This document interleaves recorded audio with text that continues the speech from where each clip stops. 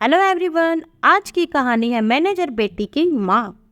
मुझे principal sir से मिलना है। चंपा की माँ प्रिंसिपल सर से मिलने की बार बार जिद कर रही थी। चपरासी ने उसे कितना समझाया कि मुझे बताइए क्या बात है, पर वह सुनने को तैयार ही नहीं थी। बार बार एक ही जिद कर रही थी कि प्रिंसिपल सर से मिलना है। परेशान होकर चपरासी उसे प्रिंसिपल के पास ले आए। प्रिंसिपल सर अंदर स्कूल के अध्यक्ष के साथ मीटिंग में बैठे थे। डरते डरते पूछा, may I coming sir? Yes come. Sorry sir, मैंने आपको डिस्टर्ब किया, पर बाहर एक लेडी आई है और आपसे मिलने की बहुत जिद कर रही है। प्रिंसिपल सर ने चेयरमैन सर की ओर देखा। चेयरमैन ने मुस्कुराते हुए कहा, कोई बात नहीं, उसे अंदर भेज दो। सर पर पल्लू, सांवली सी सूरत, साधारण सी साड़ी पहने एक गांव की औरत बेटे का हाथ पकड़े अंदर दाखिल हुई और बोली, प्रणाम सर। प्रणाम, कहो क्या बात है? चेयरमैन सर ने पूछा। सर, हम अपना बेटा का एडमिशन करवाने के लिए आए हैं। अच्छा, क्या नाम है इसका? सर, रौनक नाम है। और बेटी का? यह यही पढ़ती है क्या? चेयरमैन सर ने बड़े प्यार से पूछा। इसका नाम चंपा है, ये गांव के सरकारी स्कूल में पढ़ती है। तो इसका एडमिशन क्यों नहीं करवा रही हो? ये तो बेटी है, बेटे से बड़ी है ना। उस औरत ने अपनी बेटी की तरफ घूरती नजरों से देखा, जैसे यहाँ उसे लाकर उसने बड़ी गलती कर दी हो। फिर बोली, अरे नहीं सर, ये पढ़ लिख कर क्या करेगी, गांव के स्कूल में ही ठीक है। सर ने आश्चर्य से उसे देखा और कहा, यह तुम क्या कह रही हो? आज के जमाने में ये सोच, आज तो बेटा और बेटी दोनों बराबर है। यह सब बराबर बराबर हम नहीं जानते सर। बस हमारा बेटा अच्छे से पढ़ ले और नौकरी चाकरी करे ताकि हमारा बुढ़ापा सुधर जाए। और तुम्हारी बेटी का क्या, उसके लिए तुमने क्या सोचा है? सर का गुस्सा और आश्चर्य दोनों बढ़ता जा रहा था। उन्हें यकीन ही नहीं हो रहा था कि अभी भी ऐसे सोच वाले लोग हैं। बेटी का क्या सर, बेटी दूसरे के घर की धन है। कितना भी पढ़ा लिखा दो ब्याह कर अपने ही घर जाएगी, लेकिन बेटा तो बुढ़ापे का सहारा है। उसने बड़े प्यार से अपने बेटी के सर पर हाथ रख कर कहा, लेकिन सरकार ने लड़कियों के लिए इतनी सारी योजनाएं चला रही है। बेटी बचाओ बेटी पढ़ाओ क्या नारा दे रही है, तुमने नहीं सुना? यह सब योजना हम नहीं जानते। हम बस अपने बेटे की स्कूल में दाखिला कराना चाहते हैं। तुम मेरी बात नहीं समझ रही हो। देख लो, मेरी 5 बेटियां हैं। मैंने कभी अपनी बेटियों को बेटों से कम नहीं समझा। उन्हें खूब पढ़ाया लिखाया और आज देखो सब ऊंचे ऊंचे पदों पर कार्य कर रही है। अब वह औरत परेशान हो गई। उसने झुंझुलाते हुए कहा, आप बड़ा आदमी है सर, और हम गरीब, 2 बच्चा का फीस हम कहाँ से दे पाएंगे? तुम्हारा पति क्या करता है? सर को अब दया आने लगी थी। पति की बात सुनकर उसकी आंखों में आंसू आ गए। उसने साड़ी के पल्लू से आंसू को पोंछते हुए कहा, वो मजदूरी करते थे ईंटे के चिमनी पर सर। एक दिन मजदूरी करके घर आते समय गांव के बाहर का पुल टूट गया। वो भी वही पुल के साथ गिर गए और उनके साथ गांव के 20 लोग भी गिरे थे, जिसमें 8 लोग नहीं बच पाए। उनमें चंपा के पापा भी थे। अच्छा, तो तुम लोगों को सरकार ने कोई मदद नहीं की? नहीं सर, बहुत लोग आए थे पर किसी ने कुछ नहीं दिया। ओह, ये तो बहुत बुरा हुआ। अच्छा, अगर तुम्हारी बेटी की फी माफ हो जाए तो क्या तुम उसे पढ़ाओगी? काहे नहीं सर, जरूर पढ़ाऊंगी। ठीक है, तो तुम केवल लड़के की फीस देना, तुम्हारी बेटी का एडमिशन भी फ्री होगा और उसकी फी भी नहीं लगेगी। सर, आपका बहुत एहसान है हम गरीब पर। इसमें एहसान की कोई बात नहीं है। प्रिंसिपल सर, इस लड़की का एडमिशन फ्री होगा और इसकी पढ़ाई का सारा खर्चा स्कूल वहन करेगा। ठीक है सर, हो जाएगा। ठीक सर, हम चलते हैं, कह दोनों हाथ जोड़ते हुए कृतज्ञ होकर वह चली गई। समय गुजरता गया। दोनों बच्चे पढ़ने लगे। चंपा पढ़ने में खूब होशियार और खेल कूद में भी आगे थी। वहीं उसका भाई रौनक, जिसका मन पढ़ने में कम और बदमाशियों में ज्यादा रहता था, धीरे धीरे वह क्लास से पिछड़ता चला गया। साथ साथ दोनों आगे बढ़ते गए और 10वीं कक्षा में आ गए। चंपा खूब जी लगाकर पढ़ने लगी और रौनक पढ़ाई से जी चुराता रहा। वह हरदम चंपा को डांट खिलवाता रहता। माँ भी चंपा को ना जाने क्यों ही डांटती रहती। माँ, अब मैं थोड़ा सा पढ़ लूं? कोई जरूरत नहीं है पढ़ने की। अरे रोहित के चलते तुम्हारा एडमिशन करवाना पड़ा, अब पढ़ के क्या करोगी? चंपा मन मार के चुप हो गई। एग्जाम हुआ, रिजल्ट का दिन आ गया। चंपा हाथ में अखबार लिए घर आती है। माँ, माँ, कहाँ हो तुम? अरे इतना चिल्ला क्यों रही हो? माँ मैं 10वीं की परीक्षा में जिले में टॉप किया है, तो क्या करूँ? गांव भर में मिठाई बांटूं? अपना छोड़, रौनक का रिजल्ट बताओ। तो उसका क्या हुआ? तब तक रौनक भी शर्ट की कॉलर घुमाते हुए माँ के सामने आ खड़ा हुआ और बोला, माँ मैं भी पास हो गया 2nd डिवीजन से। माँ दौड़कर रौनक के माथे को चूम लेती और कहती है, मेरा लाल तू पास हो गया, अब गांव भर में मिठाइयाँ बांटूंगी। अरे वो चंपा, जा भीतर से गुड़ ले आओ, अपने लाल का मुंह मीठा कराऊंगी। चंपा भीतर से गुड़ लेकर आती है और माँ के हाथों में देती हुए कहती, माँ मैंने भी तो टॉप किया है, तुम खुश नहीं हो? अच्छा, बढ़कर पढ़ लिख कर कलेक्टर बन जाओगी, जाओ जाकर कपड़ा खींच कर ले आओ। माँ ने चंपा के हाथ से अखबार छीनते हुए कहा और माँ रौनक को दुलारने लगती है। चंपा मायूस होकर अंदर चली जाती है। चंपा की सफलता से पूरा स्कूल बहुत खुश है। स्कूल में उसे सम्मानित किया जाता है, अखबार में उसकी फोटो जाती है।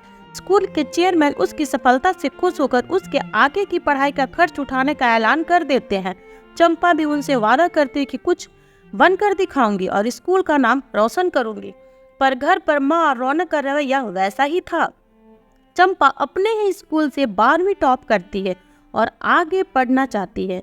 माँ मैं और पढ़ना चाहती हूँ, कुछ करना चाहती हूँ।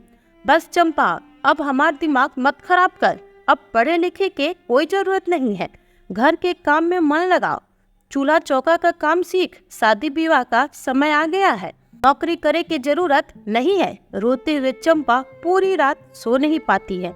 अगले दिन स्कूल में सारी बात प्रिंसिपल सर को बताती है। बात चेयरमैन सर तक भी पहुंचती है। वह चंपा के घर जाकर उसकी माँ को समझाते हैं और चंपा की जिम्मेदारी अपने ऊपर ले लेते हैं और रौनक की पढ़ाई में भी मदद करने का वादा करते हैं। चंपा पढ़ने के लिए शहर चली जाती है, जहां ग्रेजुएशन के साथ साथ बैंकिंग की भी तैयारी करने लगती है। रौनक जिले के एक कॉलेज में एडमिशन ले लेता है। समय अपनी रफ्तार से गुजरता है। चंपा बैंकिंग की परीक्षा पास कर एक सरकारी बैंक में मैनेजर बन जाती है और अपने गांव व जिले के लिए एक मिसाल बन जाती है। उसके स्कूल और जिले की कई संस्थाओं द्वारा उसे सम्मानित किया जाता है। उसके साथ ही एक रेलवे अधिकारी दीपक उसे शादी के लिए प्रपोज करता है और वह माँ और चेयरमैन सर को इस बारे में बताती है। चेयरमैन सर की सहमति से शादी तय हो जाती है और दोनों कोर्ट मैरिज कर लेते हैं। रौनक, जो अपने आवारागर्दी के कारण बीए भी पास नहीं कर पाता, चंपा उसके लिए गांव में एक शॉप खुलवा देती है और गांव के कच्चे मकान की जगह पक्का का मकान बनवा देती है और अपने पति के साथ अपनी पोस्टिंग पर चली जाती है। साल भर बाद रौनक की शादी प्रीति नाम की लड़की से तय होती है। माँ चंपा को फोन कर बोलती है, शादी की तैयारी करनी है। सुन चंपा, अपने भाई की शादी में कोई कमी नहीं रहने देना। हमार बहू प्रीति बहुत ही सुंदर और चांद के टुकड़ा है, उसके लिए सारे गहने और हर अच्छी चीज लाना। ठीक है माँ, हर चीज बहुत शानदार होगी, तुम चिंता मत करो। कहकर चंपा सारी तैयारी बहुत अच्छे से करती है और धूमधाम से शादी संपन्न हो जाती है। शादी के कुछ दिनों बाद चंपा अपने घर वापस लौट जाती है और समय समय रौनक को पैसे भेजती रहती है और माँ का हाल चाल लेती रहती है। दिन गुजरते गए, चंपा एक बेटे की माँ बन जाती है और प्रीति एक चांद से बेटी को जन्म देती है। इस बात को 5 साल गुजर जाते हैं। माँ अब पहले से बूढ़ी हो गई, शरीर भी साथ नहीं देता और नजरें भी कमजोर हो गई हैं। माँ के प्रति प्रीति का व्यवहार भी अच्छा नहीं है। वह ताने देने का एक मौका नहीं छोड़ती। धीरे धीरे माँ को लेकर रौनक और प्रीति का झगड़ा बढ़ता ही जाता है और एक दिन सारी हदें पार हो जाती है। प्रीति कहाँ हो? प्रीति कहाँ हो? क्या हुआ? चिल्ला क्यों रहे हो? चिल्ला क्यों रहा हूँ? करते क्या हो तुम सारा दिन? एक सामान तो जगह पर मिलता नहीं और तुम कह रही हो मैं चिल्ला क्यों रहा हूँ? क्या हूँ? क्या क्या करूँ मैं? दिन भर तुम्हारी माँ की तीमारदारी करूँ, मुन्नी को संभालूं, घर संभालूं, घर के सारे काम देखूं, क्या क्या करूं मैं?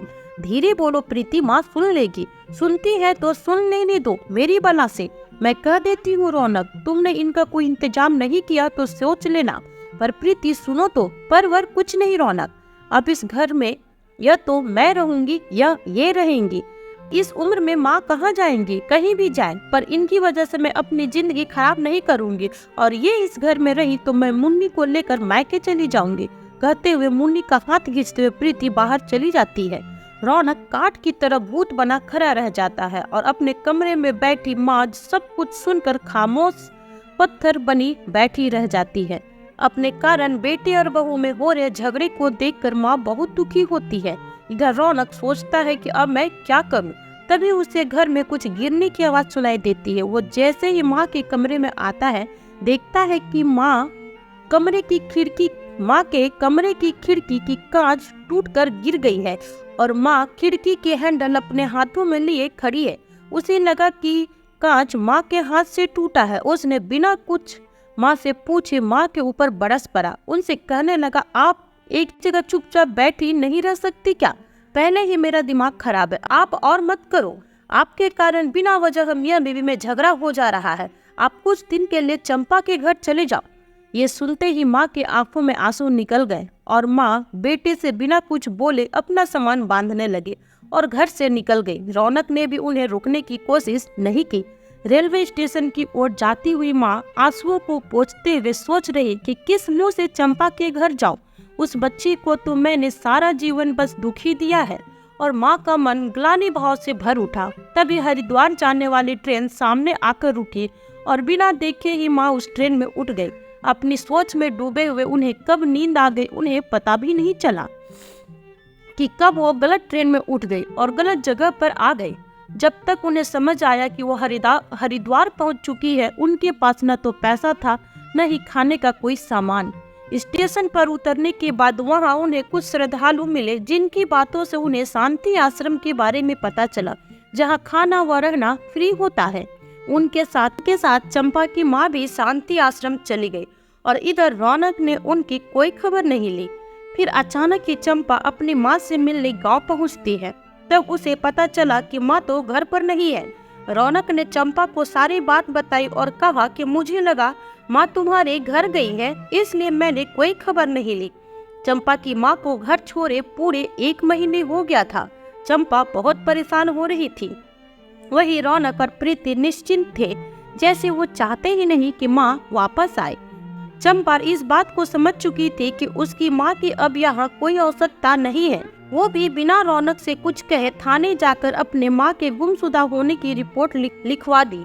थाने वाले पूरे देश भर के थानों पर उसकी माँ की तस्वीर भेज देते हैं और बहुत कोशिशों के बाद चंपा की माँ का पता चल जाता है और चंपा अपने माँ को लेने हरिद्वार पहुँच जाती है।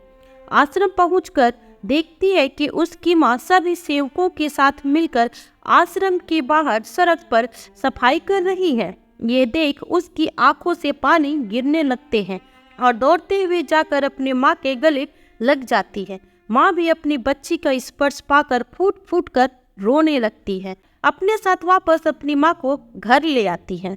तो दोस्तों, कैसी लगी आपको चंपा की कहानी? फिर मिलती हूँ आपसे एक नई कहानी के साथ न्यू वीडियो में। तब तक अपना ख्याल रखें और स्वस्थ रहें। Bye bye.